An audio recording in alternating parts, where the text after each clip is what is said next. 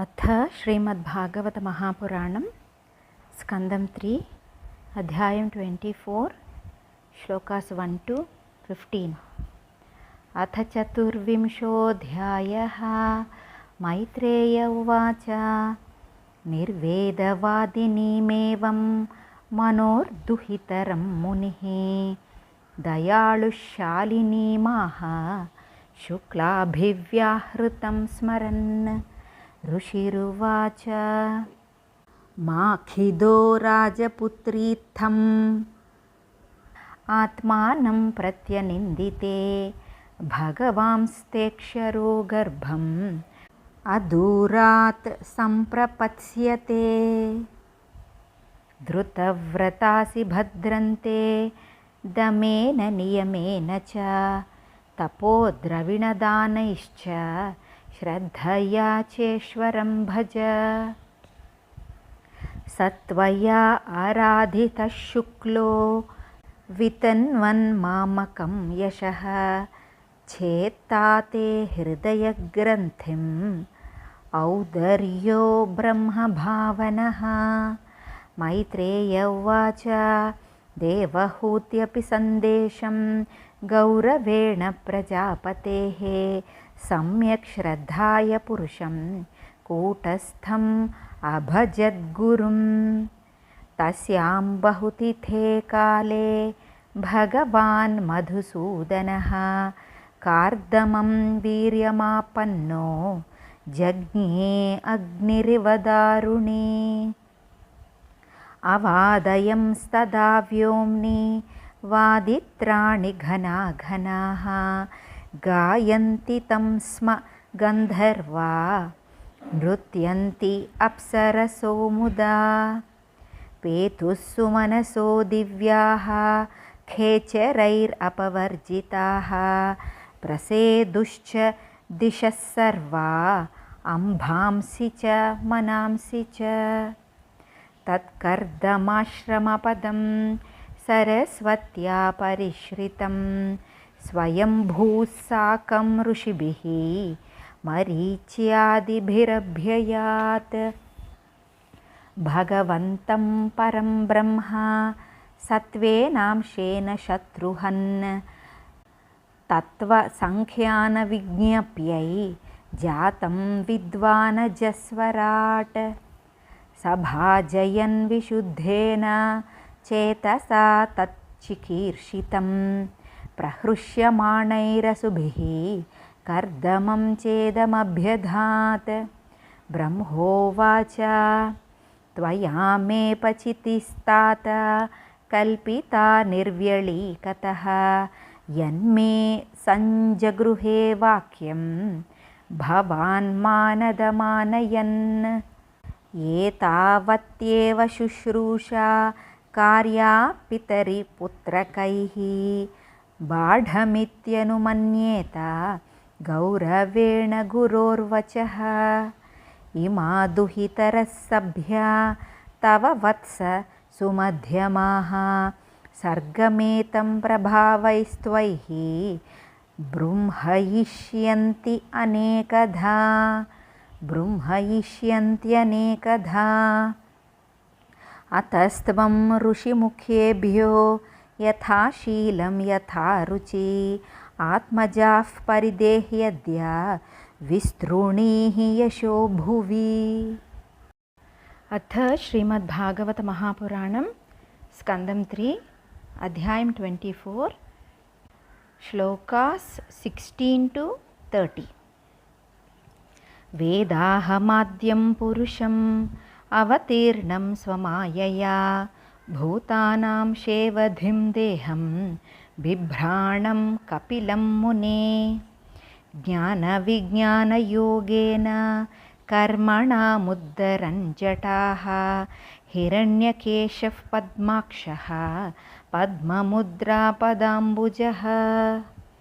एष मानविते गर्भं प्रविष्टः कैटभार्दनः अविद्या संशयग्रन्थिं छित्त्वा गां विचरिष्यति। अयं सिद्धगणाधीशः सांख्याचार्यैः सुसम्मतः लोके कपिल इत्याख्यां गन्ता ते कीर्तिवर्धनः। मैत्रेय उवाच तावाश्वास्य जगत्स्रष्टा कुमारैः सह नारदः हंसो हंसेन यानेन त्रिधाम परमं ययौ गते शतद्रुतौ क्षत्तः कर्दमस्तेन चोदितः यथोदितं स्वदुहितृः प्रादाद्विश्वसृजां ततः मरीचये कलां प्रादात् अनसूयामथात्रये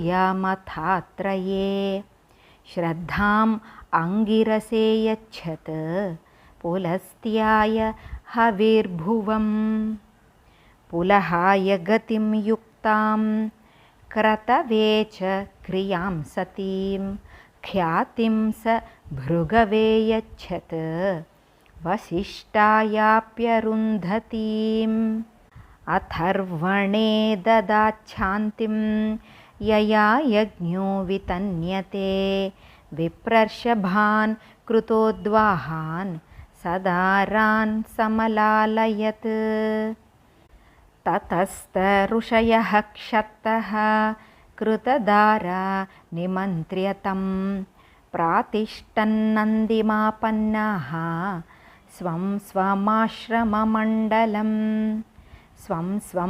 आश्रममण्डलम् इन् फस्ट् पादं ततस्थ ऋषयः क्षत्तः.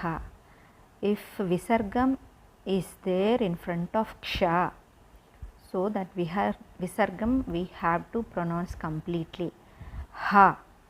So tatastha ऋषयः क्षत्तः स चावतीर्णं त्रियुगम् अज्ञाय विबुधर्षभं विविक्त उपसंगम्य प्रणम्य समभाषत अहो पापच्यमानानां निरये स्त्वैरमङ्गलैः कालेन भूयसा नूनं प्रसीदन्तीह देवताः बहुजन्मविपक्वेन सम्यग्योगसमाधिना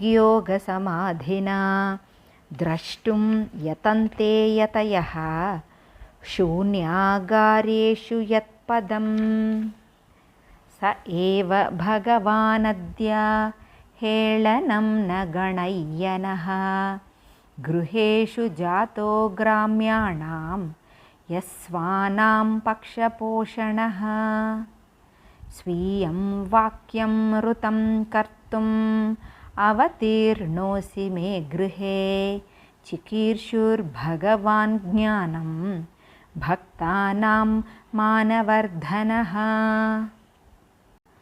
अथ श्रीमद्भागवत महापुराणं स्कन्दं 3 अध्यायं 24 श्लोकास् 31 to 47.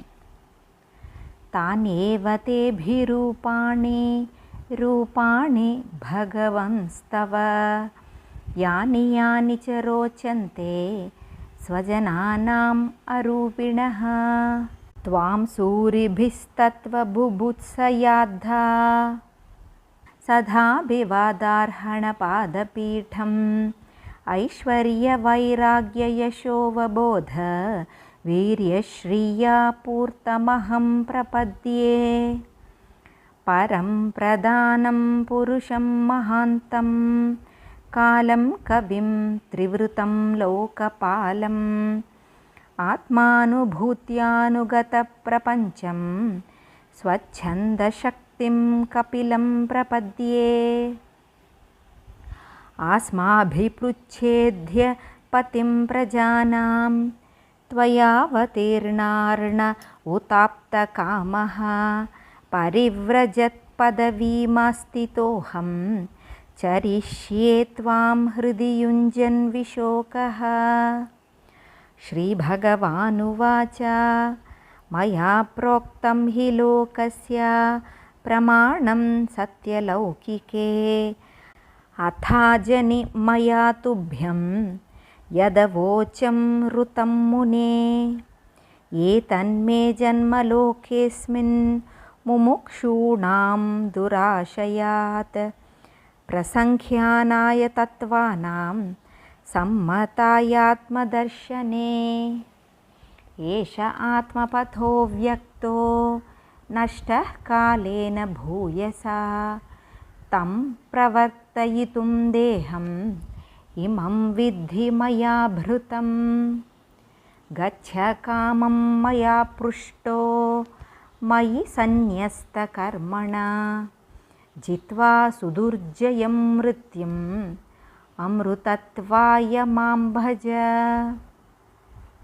मामात्मानं स्वयं ज्योतिः सर्वभूतगुहाशयम् आत्मन्येवात्मना वीक्ष्य विशोको भयमृच्छसि मात्र आध्यात्मिकीं विद्यां शमनीं सर्वकर्मणां वितरिष्ये यया चासौ भयं चातितरिष्यति मैत्रेय उवाच एवं समुदितस्तेन कपिलेन प्रजापतिः दक्षिणीकृत्य तं प्रीतो वनमेव जगामः व्रतं स आस्थितो मौनम् आत्मैकशरणो मुनिः निस्सङ्गो व्यचरत् क्षोणीम् अनग्निरनिकेतनः मनो ब्रह्मणि युञ्जानो यत्तत् सदसतः परं गुणावभासे विगुणे एकभक्त्यानुभाविते निरहङ्कृतिर्निर्ममश्च निर्द्वन्द्वः समदृक् स्वदृक् प्रत्यक्प्रशान्तधीर्धीरः प्रशान्तोर्मिरिवोदधिः वासुदेवे भगवती सर्वज्ञे प्रत्यगात्मनि परेण भक्तिभावेन लब्धात्मा मुक्तबन्धनः आत्मानं सर्वभूतेषु भगवन्तम् अवस्थितम् अपश्यत् सर्वभूतानि भगवत्यपि चात्मनि इच्छाद्वेषविहीनेन सर्वत्र समचेतसा भगवद्भक्तियुक्तेन प्राप्ता भागवती गतिः इति श्रीमद्भागवते महापुराणे पारमहंस्यां संहितायां तृतीयस्कन्धे चतुर्विंशोऽध्यायः। श्रीहरये नमः। श्रीहरये नमः। श्रीहरये नमः। गोपिका जीवनस्मरणं गोविन्द गोविन्द। सद्गुरुनाथ महाराज की जय।